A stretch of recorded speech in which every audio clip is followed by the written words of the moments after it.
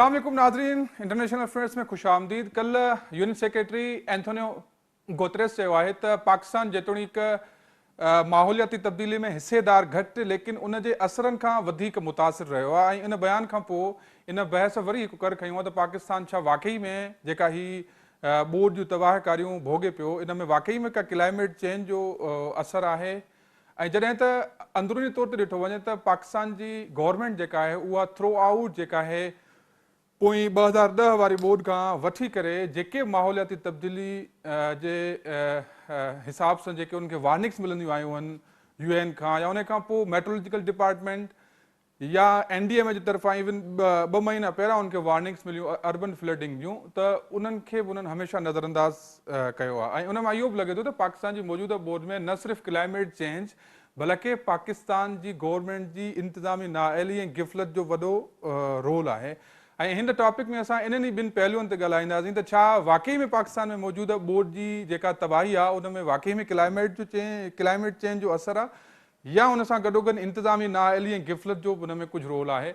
त इन ॿिन्ही पहलुअनि ते ॻाल्हाइण लाइ असांखे हिन प्रोग्राम में जॉइन कयो आहे doctor Taimur Rahman. Doctor Taimur Rahman political science जा प्रोफेसर आहिनि लम्स यूनिवर्सिटी में, ऐं उन खां अलावा हू लाल बैंड जा हेड आहिनि, हिकु सिंगिंग बैंड आहे लाल। ऐं उन खां अलावा असांखे जॉइन कयो डॉक्टर औरंगज़ेब ख़ान। डॉक्टर औरंगज़ेब ख़ान जेको आहे इन्वायरमेंटल ऐं क्लाइमेट एक्सपर्ट्स आहिनि ऐं हू जेको आहे फॉरेस्ट डिपार्टमेंट सां लाॻापियल रहिया आहिनि आज़ाद जम्मू कश्मीर सां। So thank you so much doctor Taimur Rahman and doctor Aurangzeb Khan. Sir, doctor Taimur, आप बताएं कि वाकई में ये कोई क्लाइमेट चेंज का असर है या हुकूमती जो इंतजाम है उनमें कोई कमी की वजह से इतनी सारी तबाही पाकिस्तान भुगत रहा है? दोनों चीज़ें हकीकत पर मबनी हैं जी, दोनों चीज़ें ट्रू हैं। क्लाइमेट चेंज एक साइंटिफिकली इस्टेब्लिशेबल फैक्ट है।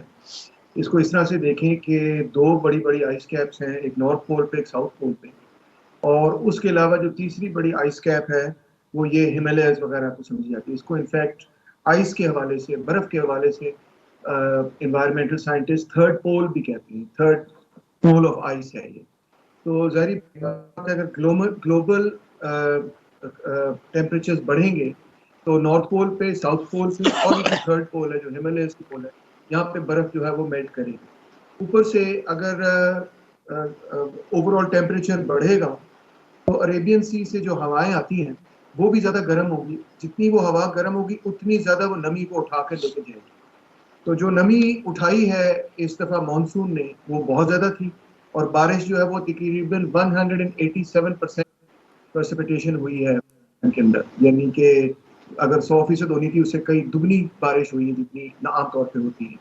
और उसके साथ साथ ग्लेशियर्स की मेल्टिंग भी तेज हो गई। तो ये दोनों चीज़ें जो हैं वो इकट्ठी मिलकर इतना बड़ा और फ्लैश फ्लड पैदा उन्होंने किया।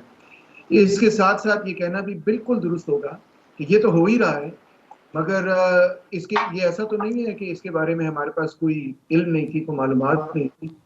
औरंगजेब खान साहब बैठे वो भी बताएंगे कि कई सालों से अब इस पे साइंसदान लिख रहे हैं और बातचीत कर रहे हैं कि क्लाइमेट चेंज और ग्लोबल वार्मिंग हो रही है, जिसके नतीजे में हर किस्म की तब्दीली मुतवक्को है, ख़ास तौर पे इस किस्म की तब्दीली के जिसमें मानसून जो है वो ज़्यादा अग्रेसिव हो जाए।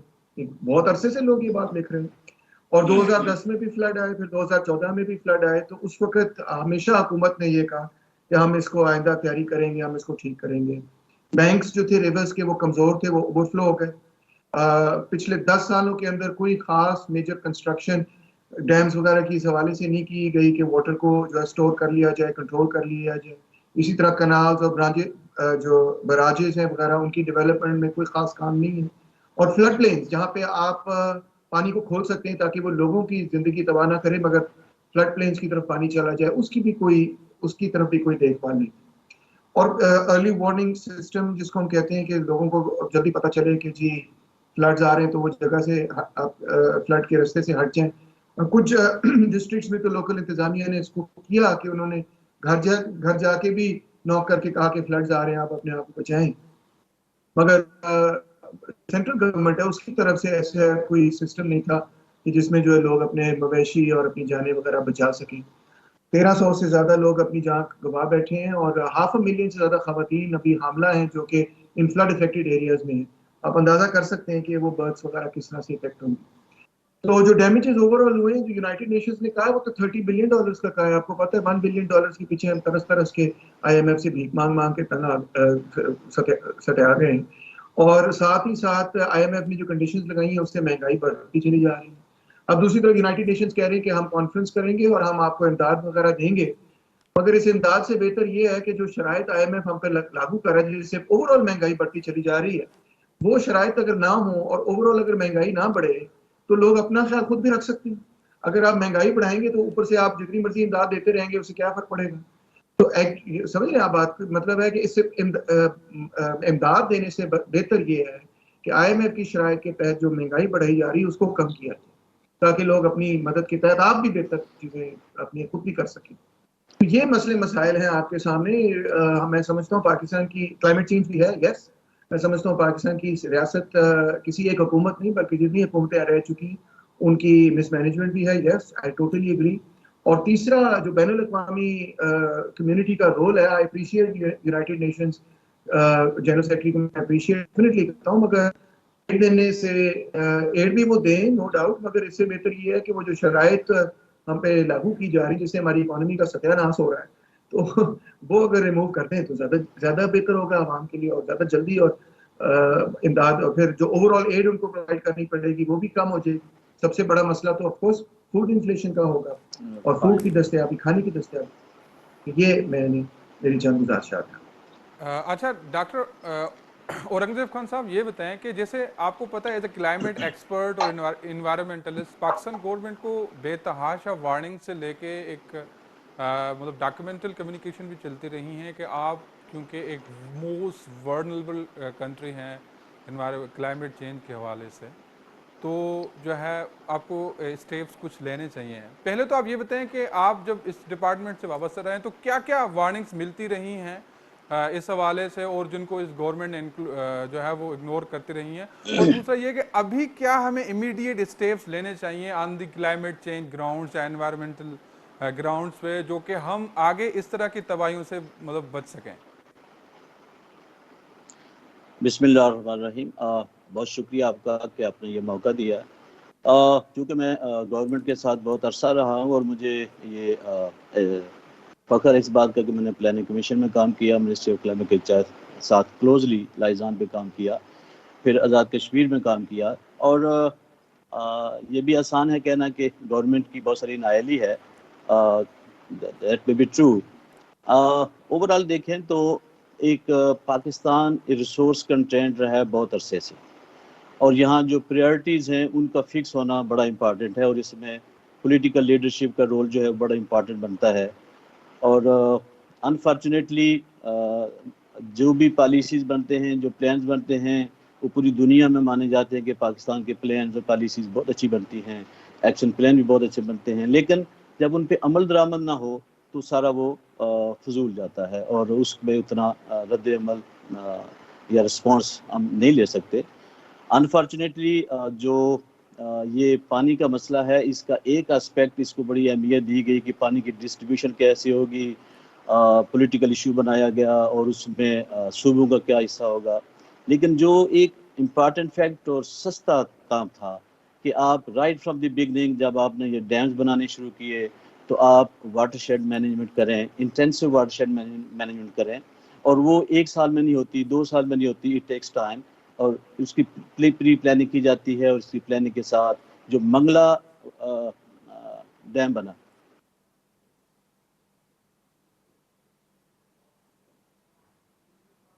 سوری ہیلو ڈاکٹر گنج صاحب, آپ کو کال آواز آ رہی ہے میری؟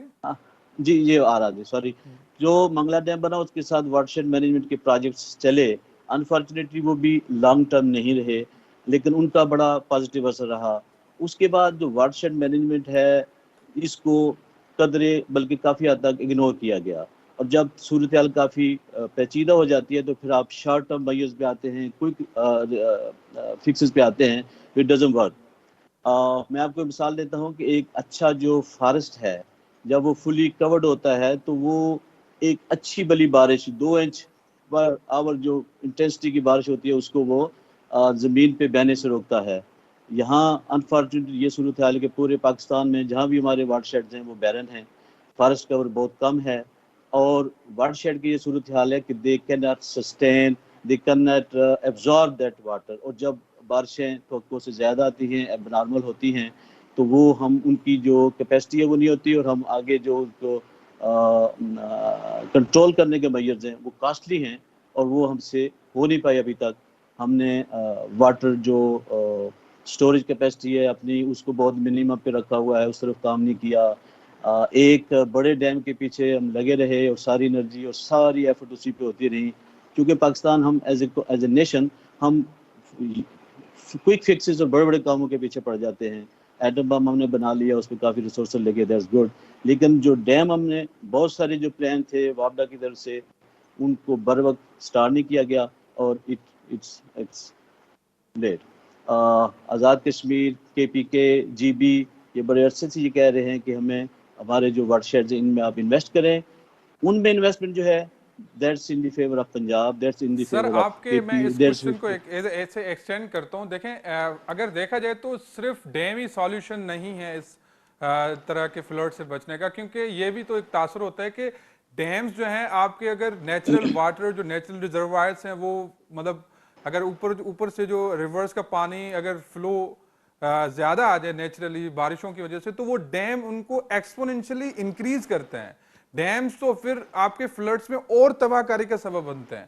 آپ جس طرح سے اگر بات کر رہے ہیں کے پی کے یا ان طرح کے ایریاز کی، چھوٹے ڈیمز سالوشنز ہیں، لیکن یہاں پہ یہ بھی تاثر مطلب جوڑ رہا ہے کہ کوئی بڑے ڈیمز واقعی میں ہمارے اس تباہ کاریوں سے بچنے کا کوئی سالوشن ہے؟ کیا سمجھ رہے ہیں کہ واقعی میں ایسا کوئی سالوشن ہے بڑے ڈیمز بنانا؟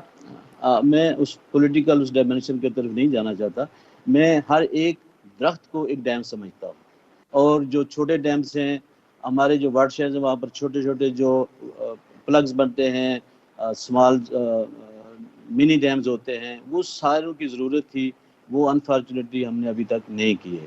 اور یہ ہوتا ہے کہ جب پانی ایک خاص لیول تک بارش ہوتی ہے تو وہ ایبزارپشن کیپیسٹی وہاں پر ہوتی ہے۔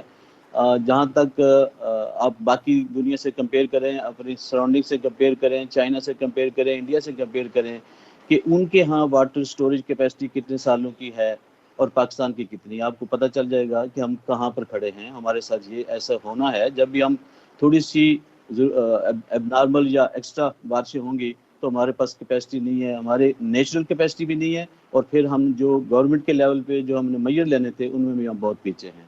ابھی پچھلی گورنمنٹ نے یہ 10 بلین پروگرام بنایا، دیٹس گڈ۔ اس سے پہلی گورنمنٹس نے بھی پروگرام شروع کیے، لیکن وہ اتنے زیادہ نہیں تھے، یا وہ کچھ دیر ہیں، یا اتنے کنٹینیوسلی ہوتے نہیں آئے۔ باقی جو دوسری چیزیں ہیں کہ امپارٹنٹ چیزیں ہیں، ڈیمز کے بارے میں ڈسکشن ہم نہیں کرتے، لیکن یہ ہے کہ جو ریکوائرڈ ڈیمز تھے وہ بھی نہیں بنے، اور یہ چیز کو خراب کرتے ہیں۔ میرا تو اس میں اوپینین یہ ہے کہ ڈیمز اگر صحیح طریقے سے بنائے جاتے تو وہ بہت حد تک فلڈز کو کنٹرول کرتے ہیں، اور آپ کی واٹر کی ضروریات کو بر وقت پورا کرتے ہیں۔ اور بڑے ڈیم سے لے کے میں تو چھوٹے ڈیم کی بات کر رہا ہوں، کیونکہ میں واٹر شیڈ مینجمنٹ کا بھی ایکسپرٹ اپنے آپ کو سمجھتا رہا، کام کرتا رہا، تو ہم اس لیول پہ جو پانی کو روکنا ہے، سٹیپ سلوز پہ، مائلڈ سلوز پہ، وہاں ہم فیل ہوتے رہے، اور پھر وہ پانی سارا اکٹھا ہو کے فوری طور پہ فلڈ کی شکل میں، کیونکہ آپ کو ایک پہاڑ کی چوٹی پہ ایک قطرہ جب پڑتا ہے اور اس کو نیچے اسٹریم تک پہنچنے میں جو ٹائم ہے اس کو روکنا ہوتا ہے۔ جو اچھی مینجمنٹ ہے اس پانی کو روکے گی کہ وہ کچھ گھنٹوں کے بعد، کچھ دنوں کے بعد نیچے وہ اسٹریم تک پہنچے گا۔ انفارچونیٹلی پاکستان میں یا ہمارے اس تمام ایریا میں بارش شروع ہوتی ہے اور پانی ایسے ہے جیسے آپ سیمنٹ پہ بہہ رہے ہیں، اور فوری وہ اسٹریم پہ پہنچ جاتا ہے اور پھر وہ فلڈ بن جاتا ہے۔ اور پانی کے آگے، پانی کی بہت طاقت ہے، اس کے آگے پھر چھوٹی موٹی جو سٹرکچرز ہیں وہ نہیں ہوتی۔ پلس یہ ہے کہ ہماری جو انفراسٹرکچر ہے اور جو مین میڈ ہے، پلان دوسرا بھی نہیں ہے کہ ہم نے بہت ساری جگہوں کو جہاں پر انفراسٹرکچر نہیں ہونا چاہیے، جہاں پر آبادیاں نہیں ہونی چاہیے، وہ بہت زیادہ ہیں، کیونکہ وہ فرٹائل لینڈ ہوتی ہے یا اور طریقے سے پروڈکٹیو لینڈ ہوتی ہے، یا لوگوں نے گریب کی ہوتی ہے، تو وہ چیزیں بھی اس میں کر رہی ہیں۔ لیکن جو آپ نے پہلی بار ڈاکٹر تیمور صاحب سے پوچھی تھی کہ اس میں کیا کلائمیٹ چینج کا اثر ہے یا گورنمنٹ کا ہے، I agree with him doctor Taimur sahib, بہت کلائمیٹ چینج obviously اب دیکھیں یہ جو سائیکل ہیں فلڈز کے یا بارشوں کے یا خشک سالی کے، یہ پوری ہسٹری میں ہوتے آئے ہیں. کبھی 50 سال بعد ہوا، کبھی 30 سال بعد ہوا، 100 سال بعد ہوا. اب پچھلے 50 سال میں 60 سال میں آپ دیکھیں گے کہ یہ سائیکل جو ہے یہ بڑے فریکوینٹ ہو رہے ہیں. ہمارے ہاں ہر 5-7 سال بعد ہم دیکھتے ہیں کہ ایک سب سے گرم ترین سال آیا اور پھر 2-4 سال بعد نیکسٹ ایئر اس کو کراس کر جاتا ہے، which is abnormal. This is due to climate change. 2010 کا فلڈ بہت بڑا تھا، بڑی وارننگ تھی. اس طریقے سے ہم نے کلائمیٹ چینج پالیسی بھی بنائی، بہت اچھی بنی، اور بھی بہت سارے انسٹیٹیوشن بنے، NDMAs بنی. لیکن ریسورسز کی کمی ہے، اور ریسورسز گورنمنٹ کو جو ہے وہ پریورٹی، کیونکہ ہمارے بہت سارے امپارٹنٹ فیکٹ جو ہیں ایریاز، ان سے پیسے کم بچتے ہیں. اور اگر آپ کبھی PSDPs دیکھیں جو اینول ایلوکیشن ہوتی ہے ان سیکٹرز میں، وہ کتنی ہے، تو وہ بہت کم ہوتی رہی ہے. ہماری نو ڈاؤٹ ہماری ریکوائرمنٹس اور زیادہ ہیں، ایجوکیشن میں جی ہیں، ناظرین، ہیلتھ ہتے میں ہیں. وقت تھا ایک ننڈے بریک جو ملوں تھا ایک ننڈی سائی کا پو.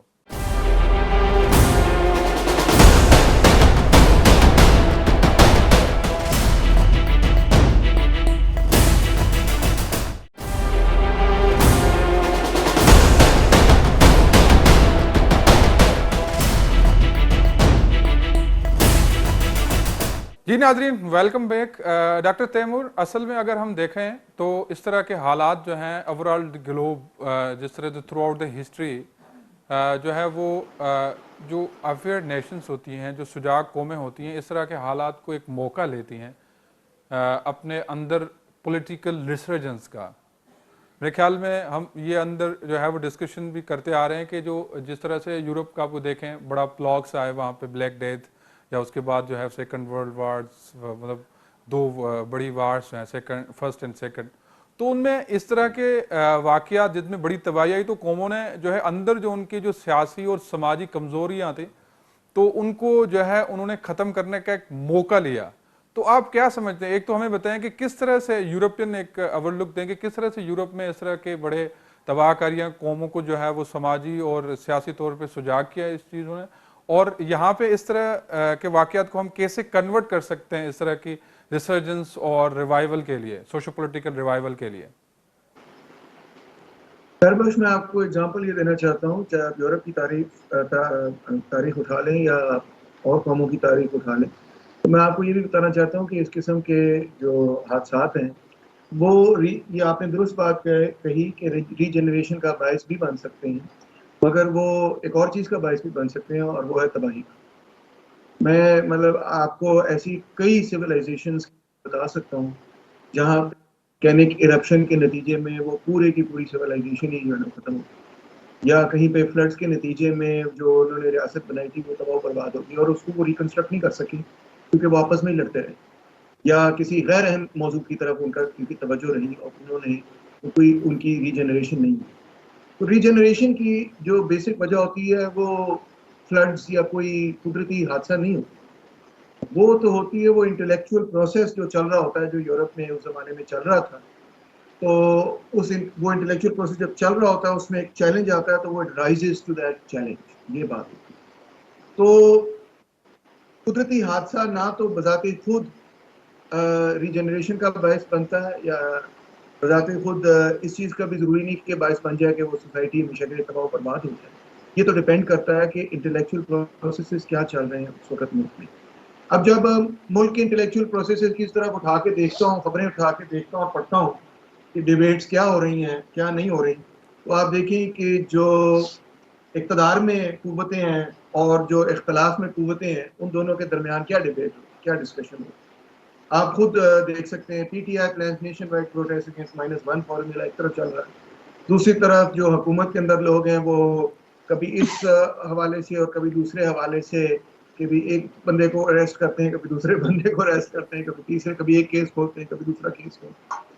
تو میں تو سمجھتا ہوں کہ توجہ ہی نہیں ہے اس موضوع کی طرف کہ پبلک کے ساتھ ہو کیا رہا ہے. اس وقت توجہ ہماری ساری جو ہے نا مرکوز، اور پبلک کی بھی ایز اے ریزلٹ مرکوز ہے ان 2 چیزوں پہ کہ جو 2 بڑے ہاتھی اس وقت آپس میں لڑ رہے ہیں ان کی طرف ہی لوگ دیکھ رہے ہیں کہ ان میں سے کون جیتے گا اور کون ٹھیک ہے اور کون غلط ہے. اصل میں آپ اور میں ہم ایسے کر سکتے ہیں، ہمیں کرنے کی یہ ضرورت ہے کہ ہم اگر پبلک ڈسکورس کو چینج کریں اور یہ کہیں کہ بھئی جتوائیں گے ہم اس کو جو پبلک کی خدمت کرے گا، خاص طور پہ سیلاب زدگان پبلک کی خدمت کرے، تو پھر تو ریجنریشن کا باعث ہم بن سکتے.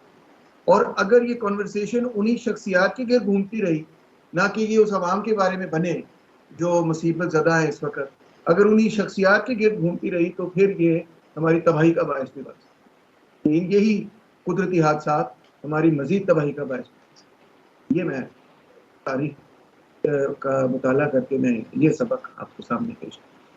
اچھا سر، دیکھا جائے تو تاریخ کے حوالے سے دیکھا جائے تو تاریخ جو سوال پوچھتی ہے وہ ان سے نہیں پوچھتی جو نیگلیجنٹ ہوتے ہیں، جو جن کی وجہ سے جو ہے وہ قوم جو ہے وہ بھگتتی ہیں. جیسے آپ نے بتایا کہ پولیٹیکل ڈس آرڈرز، پولیٹیکل انارکی کی وجہ سے یہاں پہ جو ہے یہ سب کچھ ہو رہا ہے. لیکن تاریخ ہمیشہ سوال ان سے کرتی ہے جس طرح سے جو تبدیلی پسند ہوتے ہیں، جو معاشرے میں تھوڑا بہت بھی ان جو اسٹیگننٹ ہے، سوشل اسٹیگننٹ کے فیکٹرز سے جو ہے وہ کرتی ہے، سوال کرتے ہیں. تو جس طرح سے آپ جس طرح سے جو سوشل جو ہے جو سوسائٹی میں تبدیلی پسند لوگ ہیں، ان کا اس ماحول میں کیا کردار ہونا چاہیے؟ کیونکہ ان کو ابھی تو یہ فرض بنتا ہے کہ آپ کسی نہ کسی طرح سے ان ظالم جابر لوگوں کے خلاف آواز یا ایون ان کی جو نیگلیجنس ہے وہ لوگوں تک پہنچائیں کہ یہ جو تباہی ہے یہ صرف اور صرف ان نیگلیجنس اور جو کرپشن، انارکی، جتنی بھی چیزیں ہیں ان کی وجہ سے آ رہی ہے. تو وہ شعور جو مطلب وہ عوامی دوست یا تبدیلی پسند لوگ ہیں ان پہ یہ ڈیوٹی بنتی ہے پہنچانے کا.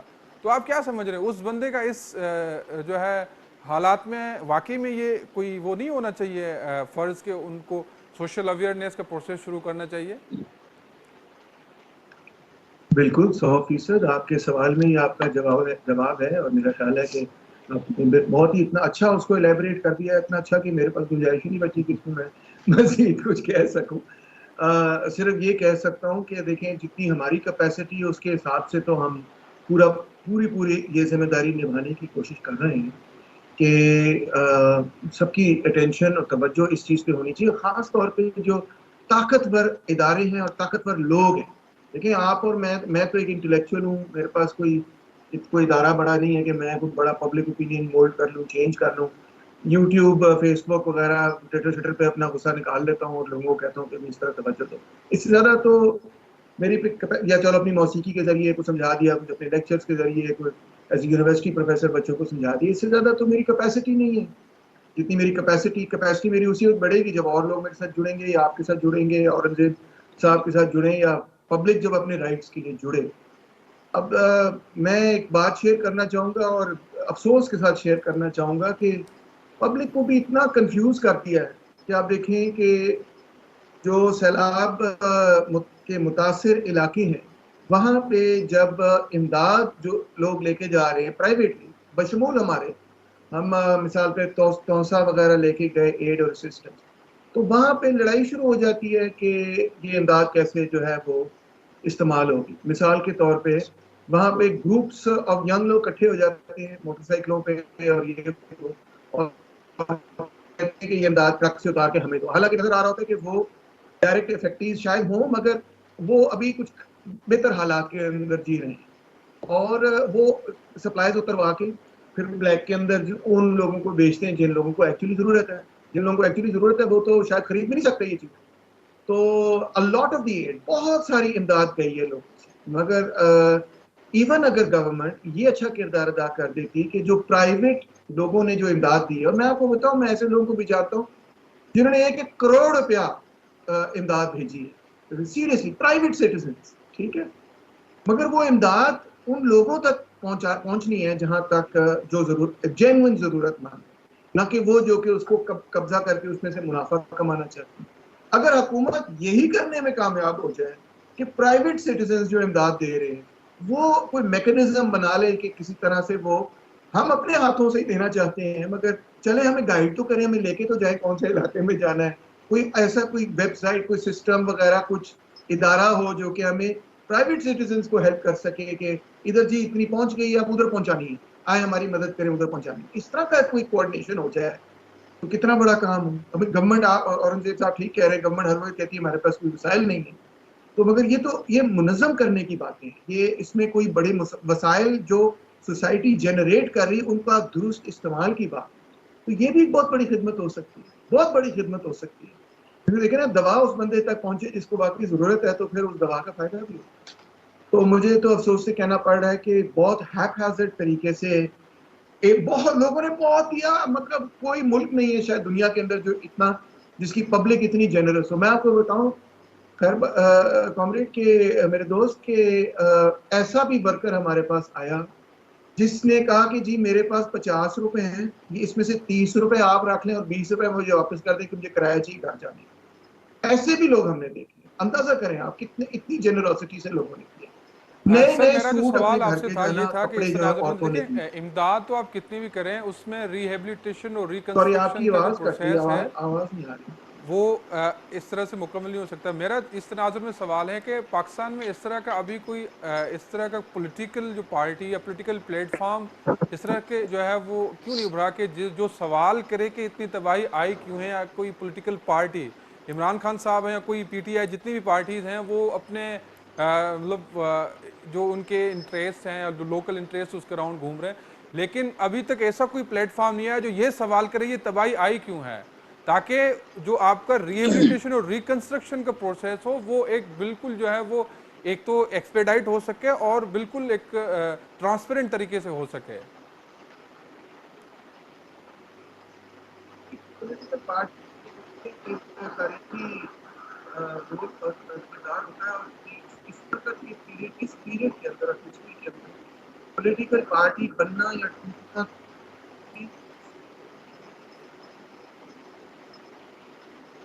ابھی آپ کی آواز کٹ رہی سر آواز آ رہی ہے آپ کو؟ ہے. تیمور صاحب کی آواز نہیں آ رہی.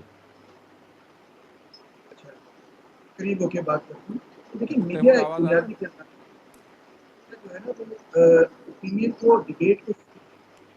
تو میرا خیال یہ ہے اگر آپ نے اس کا جواب تلاش کرنا ہے کہ نئی پارٹی کی ایسی آوازیں تو بہت ساری ہیں جو کہ یہ بات کر رہی ہیں، سوشل ریفارمس کی بات کر رہی ہیں، تبدیلی کی بات کر رہی ہیں. آپ کے میڈیا نے شاید ان کو اٹھایا ہے، مگر باقی میڈیا تو جو ہے وہ صرف انہی لوگ جن کو آپ کہہ سکتے ہیں کہ اثر و رسوخ والے میڈیا خود کو الٹرنیٹیو نہیں پریزنٹ کر رہا. اور جو واقعی الٹرنیٹیو پالیٹکس دیتے ہیں کال کریں بار بار کال کر رہے ہیں واٹس ایپ. سر آواز کلیئر نہیں آ رہی آپ کی. تیمور صاحب کی آواز نہیں آ رہی. جی ڈاکٹر اورنگزیب صاحب یہ بتائیں کہ جس طرح سے آپ نے ایک جو ہے بڑا اچھا جو ہے پوائنٹ آف ویو دیا کہ ڈیمز یا اس طرح کے جو واٹر اسٹوریجز بننے چاہیے، لیکن دیکھا جائے تو بلوچستان میں جتنا بھی واٹر ایکسپلوریشن ہوئی ہے، مطلب ایکسپلورڈ ہوا ہے پانی، وہ صرف چھوٹے ڈیمز کی وجہ سے ہوا ہے. اور سندھ میں ابھی جو یہ جو جس طرح کے رائٹ بینک کے حوالے سے جو پوری پانی ہے یہ بلوچستان سے آیا ہوا ہے. تو یہ بھی تو طے ہونا چاہیے کہ ڈیمز اگر بننے بھی چاہیے تو کن کن پوزیشنز یا کس کس جو ہے وہ ایریاز میں بننے چاہیے. ایسا تو نہیں ہے کہ ہر جو ہے وہ only the dams are the solution. تو آپ کیا یہ واضح کرنا چاہیں گے کہ کس طرح کے جو ہے وہ اسٹریٹجی سے جو ہے وہ ہم ڈیم کے بنانے پہ جو ہے وہ ہمیں کام کرنا چاہیے؟ بالکل صحیح ہے. ڈیم صرف ڈیم سولوشن نہیں ہے، یہ بات بالکل آپ کی true. Dam is part of the solutions, اور ڈیم کی جو جگہ کی سلیکشن ہے دیٹس ایکسپرٹس جاب، کہ کہاں پر ہو، کیا اس کی سٹرکچر ہو، اس کی اسٹرینتھ کیا ہو، اور ان کی مینٹیننس کا سسٹم کیا ہو. ایک غلط چیز بنانے سے ڈسٹرکشن بڑھ جاتی ہے، ایک پراپر سٹرکچر بنانے سے ہی آپ کنٹرول کر سکتے ہیں. اور ابھی آپ جو بات کر رہے ہیں، چونکہ مجھے بہت زیادہ لیٹسٹ انفارمیشن نہیں ہے بلوچستان کے بارے میں، لیکن بلوچستان میں پرانے اسٹیبلش سسٹم تھے کاریز وغیرہ کے، اور بہت سارے جو بالکل ڈسٹرب ہو گئے، ڈسٹرائے ہو گئے، ان کو مینٹین نہیں کیا گیا. اگین پرائرٹی نہیں تھی. اور پھر جتنے بھی واٹر شیڈ ہیں، چاہے وہ راجن پور ہے، چاہے وہ ڈیرہ غازی خان ہے، پورا بلوچستان ہے یا نارتھ پاکستان ہے، اس میں سلیکشن آف پلیس اور اس کی سٹرکچر اور اس کی ٹائمنگ از ویری امپورٹنٹ، اور یہ ایکسپرٹس کی بات ہے. ایک بات میں بڑا بلنٹلی کہنا چاہتا ہوں، جو میں گورنمنٹ کے ساتھ رہا ہوں، پولیٹیکل ول بھی چاہیے، اور پولیٹیکل لوگ سوال نہیں کرتے جب اس طرح کی ڈسٹرکشن یا اس طرح کے آتے ہیں کہ یہ بس قدرتی بات ہے، ہو گیا. بہت سارے سوشل میڈیا پہ آپ یہ کمنٹس دیکھ رہے ہیں کہ یہ اللہ تعالیٰ کا عذاب نہیں ہے. یہ ہماری اپنے اعمال کا نتیجہ ہے کہ ہم نے کس طریقے سے مس مینیج کیا ہوا ہے ہماری تمام سٹرکچرز کو، اپنے ایریا کو. اور اس میں جو گورنمنٹ کا کردار ہے وہی سب سے عیاں ہوتا ہے. عوام بھی ہیں، ہم بھی اپنے حقوق کے لیے اس طرح بات نہیں کرتے، ہماری پریورٹیز بھی اور ہیں. لیکن ایک سسٹم ہے کہ ہمارا ایک انگریز کا دیا ہوا سسٹم، مینجمنٹ سسٹم چلتا آ رہا ہے. اور میں یہ بات یہ کہنا چاہتا ہوں کہ ہمارے فار ایگزامپل پتہ نہیں تھوڑا سا بلنٹ ہے کہ منسٹری آف کلائمیٹ چینج ہے، وہاں پر آئی جی فارسٹ کا آفس بڑے عرصے سے تھا. آپ پتہ کر لیں کہ پچھلے کتنے سالوں سے وہاں پر ایک نان فارسٹر جو ہے وہ آئی جی فارسٹ کے طور پہ کام کر رہے ہیں. اسی طریقے سے بہت سارے ڈپارٹمنٹس کے جو ٹاپ بیوروکریٹس ہیں وہ ایک خاص گروپ سے ہیں، ڈسٹرکٹ مینجمنٹ گروپ جس کو کہتے ہیں، اور وہ ایکسپرٹس نہیں ہوتے. اور جو ایکسپرٹس ہیں جن کو آپ ٹیکنیکل لوگ کہتے ہیں وہ ایک طرح سے سیکنڈ ٹیئر میں گنے جاتے ہیں. ہمیشہ ان کی بات کو وہ اہمیت نہیں ہوتی، اور پولیٹیکل لوگ بھی ان کی اہمیت نہیں دیتے چونکہ اس خاص گروپ کے ساتھ ان کا بڑے عرصے سے تعلق ہوتا ہے اور ان کی بات کو یہ سمجھتے ہیں کہ لوگ کیا کس طریقے سے بات ان کو. تو میں یہ کہہ رہا ہوں کہ آپ پالیسی بڑی اچھی بن گئی، ایکشن پلان بڑا اچھا بن گیا، فنڈنگ بھی پلاننگ کمیشن میں جو ریسورس ایلوکیشن ہے وہ اس میں بھی کافی ڈسٹارشن آ گئی پچھلے 20-30 سال میں. جو ہمارا 60-70s کا پلاننگ کمیشن تھا، جس طرح اس کی ایلوکیشن تھی، جس طرح اس کی خود انڈرسٹینڈنگ تھی کہ اپنا 5 ایئر پلان کیا ہوگا، اس سال کا پلان کیا ہوگا، اس میں بھی بہت ساری مطلب اس میں لیول کم ہو گیا. پلس یہ ہے کہ اس کی جو انوالومنٹ ہے ٹیکنیکل لوگوں کی وہ امپلیمنٹیشن میں بہت کم ہو گئی کہ فنڈنگ کیسے ایلوکیشن ہونی ہے، اس کی مینجمنٹ کون کرے گا، اس کو ایگزیکیوٹ کون کرے گا. تو یہ سسٹم اس پہ مجھے یاد آتا ہے کہ ورلڈ بینک نے کچھ 20-30 سال پہلے اس پہ ضرب لگانے کی کوشش کی تھی کہ ایک نیا سسٹم ابھارے، لیکن وہ again that was not right way. یہ ہے کہ جو لوگ جو کام جانتے ہیں وہ کریں، جو نہیں جانتے ان سے نہ کروایا جائے. ابھی بھی آپ دیکھ لیں گے اگر یہ تو پاکستان کا سسٹم ٹھیک چل رہا ہے گورنمنٹ کا تو پھر تو اس سسٹم کو چلنے دیں. اگر اس میں خرابی ہے تو دیز آر دی ٹائمس، اس طرح کے جو آفات آتی ہیں وہ ہمیں ریئلائز کرنا چاہیے کہ we have to make a major shift in our government system, in our planning system, in our implementation system. اور جو بھی ریسورسز اویلیبل ہیں کیا ہم اس کا بہترین استعمال کر رہے ہیں، کیا اس میں ٹیکنیکلی اور ٹرانسپیرنسی ہے. اگر نہیں ہے تو ان چیزوں کو تو ہم کنٹرول اچھا، کریں نا. Thank you doctor doctor Taimur Ahmed sahib, آپ کو آواز آ رہی ہے میری ابھی؟ مجھے آ رہی بالکل. سر آپ سن سکتے ہیں مجھے؟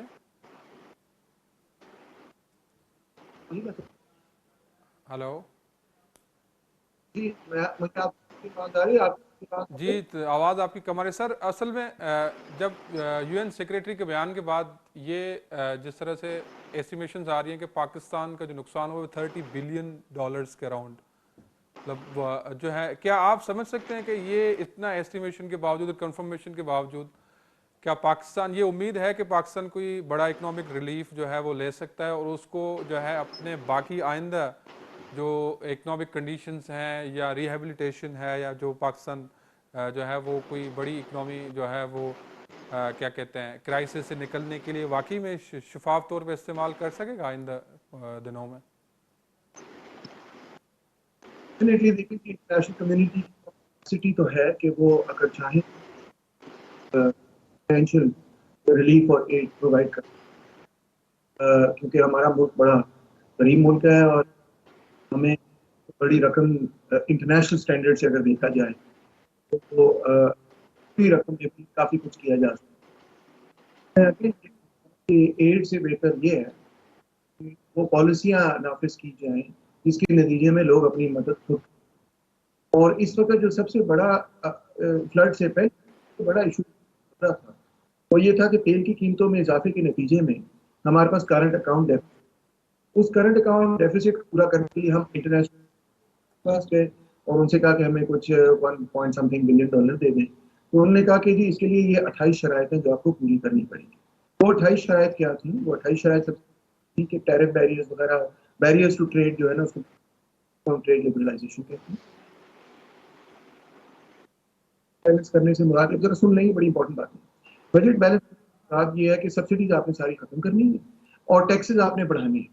اب جب آپ سبسڈیز ختم بڑھاتے ہیں تو اس کے آٹومیٹکلی انفلیشن شروع ہو جاتی ہے، اور اس کو ہم کہتے ہیں کاسٹ پوش انفلیشن. خاص طور پہ جب آئل کی پرائسز بڑھ گئی، ٹرانسپورٹیشن کی پرائسز بڑھ گئی، اور نہ صرف ٹرانسپورٹ بڑھ جاتا ہے، جب آئل کی پرائسز بڑھ جاتی ہے تو اس کے نتیجے میں آئی پی پیز جو ہمیں چارج کر رہے ہیں بجلی کے لیے وہ پرائسز بڑھ جائے. ٹھیک ہے، جس کو ہم سرکولر ڈیٹ وغیرہ کہتے ہیں. تو بجلی اور تیل کی قیمتوں کی اضافہ کے نتیجے میں بجلی کی قیمتوں میں بھی اضافہ ہو جاتا ہے اور ٹرانسپورٹ کی قیمتوں میں اضافہ ہو جاتا ہے. اس کے نتیجے میں تمام قیمتوں میں اضافہ ہوتا ہے، specially food. That's the most important thing right now. Food, construction material, ہر چیز میں اضافہ ہوگا. تو دیکھیے اگر اس وقت ایسٹیمیٹ یہ ہے کہ پاکستان کی انفلیشن ہے اراؤنڈ 40% ویکلی انفلیشن. ٹھیک ہے، اور انفلیشن 27% کلاک کی گئی، ایسٹیمیٹ کی گئی. یہ 50 سالوں میں اتنی انفلیشن نہیں ہوئی جتنی اس وقت انفلیشن چل رہی ہے. 40% اگر انفلیشن جو کما رہا ہے تو اس کا مطلب ہے کہ ہر ہفتے میں 40% انفلیشن ہوتی ہے. تو آپ سوچیں کہ 40% انفلیشن کا مطلب یہ ہے کہ by the end of the year آپ کی آمدنی جو آپ کی تنخواہ ہے وہ ختم. جی doctor Taimur and doctor Aurangzeb thank you so much for your time. जी नाज़रीन असां गॾु इन प्रोग्राम जो वक़्तु पूरो थियो ऐं इन ई ॿिनि डायमेंशन्स खे वरी अॻिए हफ़्ते कंटिन्यू कंदासीं. छा वाक़ई में हीअ जेका तबाही आहे उहा हुकूमती गिफ़लत ऐं इंतिज़ामी नाअहली जो सबबु आहे या वाक़ई में जेको आहे उहो कंहिं क्लाइमेट चेंज या मौसमी तब्दीलियुनि जे असर जे करे आहे. तेसिताईं इजाज़त, लावाही.